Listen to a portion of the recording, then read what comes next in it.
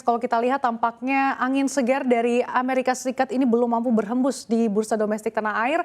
Hari ini IHSG terkoreksi 4 hari beruntun. Sebetulnya kalau kita lihat begitu ya, pergerakannya dalam beberapa hari terakhir masih di sekitar 6.600 dan belum bisa keluar dari level-level tersebut. Sebetulnya apa sih yang bisa kita cermati dari pergerakan IHSG yang cukup volatil pada perdana hari ini, Syaf?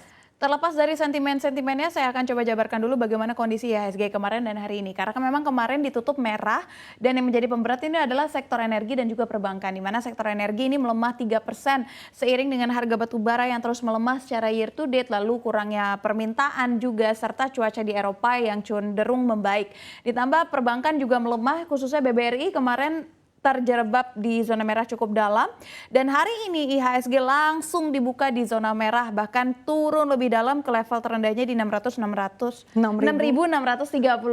ya kan, dan hingga akhirnya sepanjang menanti bagaimana keputusan ataupun kesepakatan yang sudah dibentuk oleh Amerika Serikat dan bagaimana hasil dari kongres tersebut, ternyata memang masih belum bisa memompa IHSG karena memang pada akhirnya IHSG tetap ditutup di zona merah. Walaupun sempat berada di zona hijau ya pada sesi pertama, mungkin juga karena memang dari dalam negeri ada rapat Badan Anggaran DPR, itu nanti akan kita jabarkan. Mungkin ini yang menjadi angin segar karena memang prediksi-prediksi perekonomian di tahun 2024 ini cukup baik, cukup optimis dan mungkin ini yang menjadi adanya pergerakan di zona hijau namun tetap kembali lagi di zona merah. Oke, kalau kita lihat juga rupiah ini ternyata seiring sejalan ya dengan IHSG yang juga berada di zona koreksi.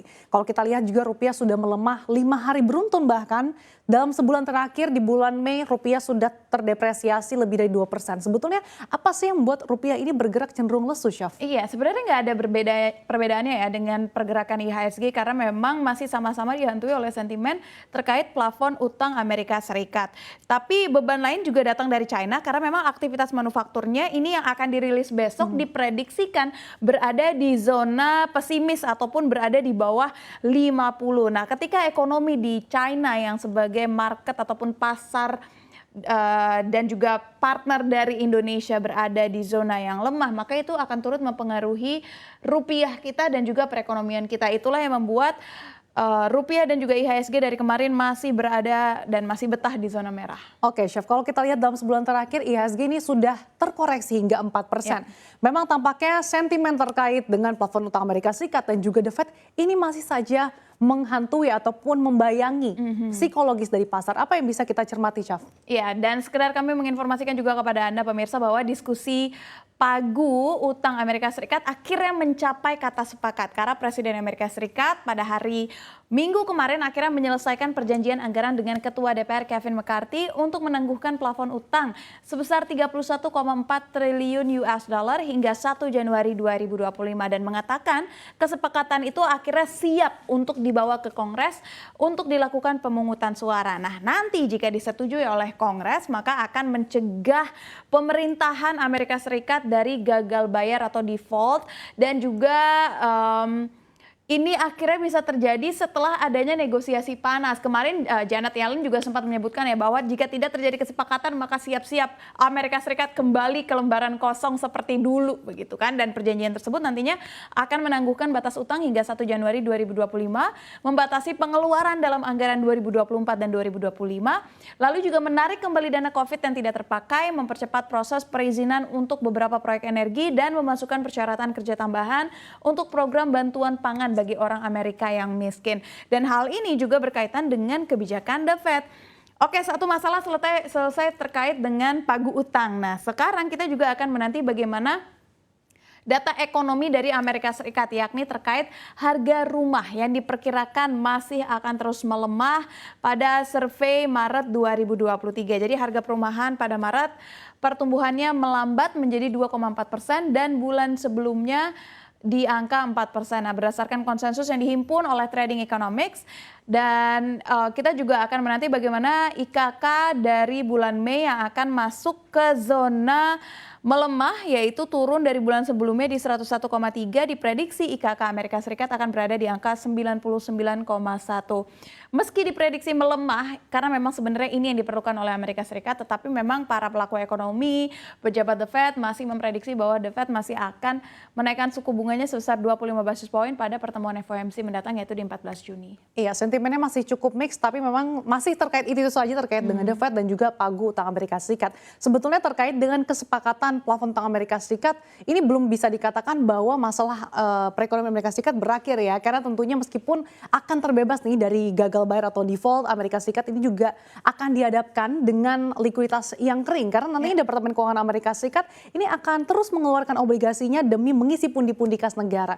Selain itu juga kalau kita flashback juga ya, Syaf, tadi dikatakan bahwa kalau misalkan akan terjadi default, ini worst case-nya adalah akan terjadi shutdown di Amerika Serikat. Ya, Tapi sebenarnya kalau kita lihat dalam sejarah gitu ya, dalam 40 tahun terakhir sebetulnya sudah 20 kali loh Amerika Serikat mengalami shutdown. Ini kita tidak ingin harapkan juga yang pastinya, karena akan berdampak pada pengangguran dan juga pemangkasan pertumbuhan ekonomi Amerika Serikat sebagai negara dengan perekonomian terbesar di dunia. Jadi bukan hal yang baru, ini sudah menjadi masalah klasik juga di Amerika Serikat. Iya. Nah, kalau dari dalam negeri seperti apa, Syaf? Karena tadi Syafinas di awal juga sudah mention terkait dengan Banggar. Ini proyeksinya seperti apa sih ke depannya? Iya, jadi memang hari ini digelar rapat antara Badan Anggaran DPR RI dan juga dengan sejumlah pihak, di mana dihadiri oleh Menteri Keuangan, lalu dihadiri juga oleh Menteri PPN, Kepala Bappenas Suharto Monoarfa, lalu serta hadir juga Gubernur Bank Indonesia Peri Warjio mengenai pokok-pokok kebijakan ekonomi makro untuk tahun 2024. Nah, beberapa perkiraan yang dikeluarkan oleh Bank Indonesia diantaranya adalah pertumbuhan ekonomi 2024. Dari perkiraan awal di 4,5 sampai dengan 5,3%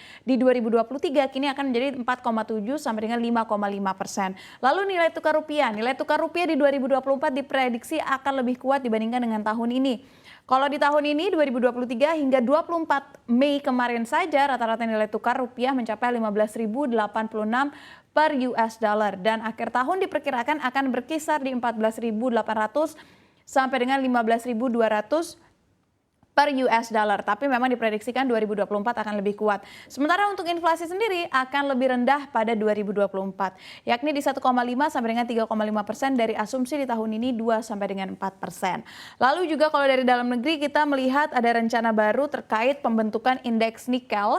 Jadi memang pemerintah berencana membuat indeks harga nikel Indonesia atau Indonesia Nickel Prices Index, dan indeks harga nikel ini diharapkan bisa menjadi acuan harga perdagangan nikel di dalam negeri. Jadi ketika ada gejolak di luar negeri ataupun di negara-negara lainnya tidak akan mempengaruhi.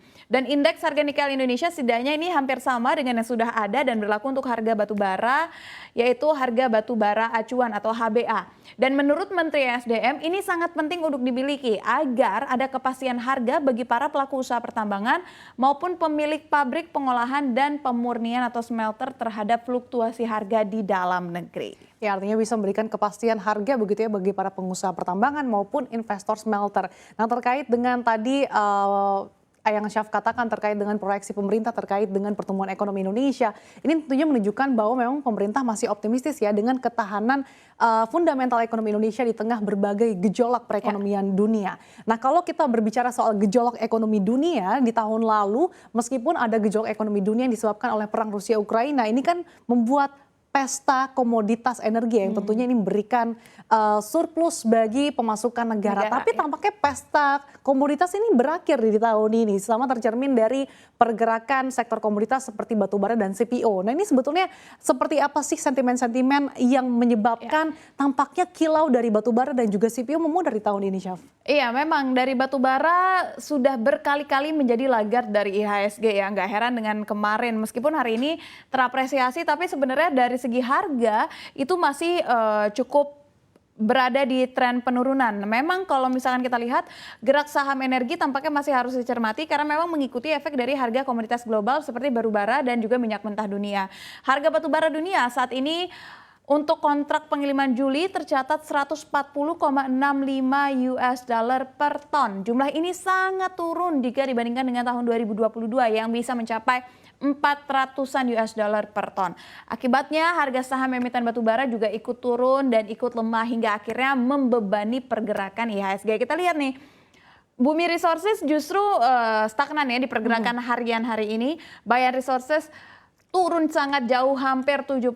Indo Tambang Raya terapresiasi pun apresiasinya tipis di 0,44%.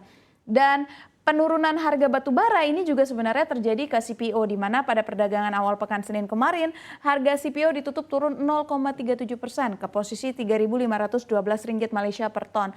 Dan dengan ini dalam sebulan harganya artinya cuma menguat tipis 6,23%, namun tetap saja telah ambruk sebanyak 15,05% secara tahunan.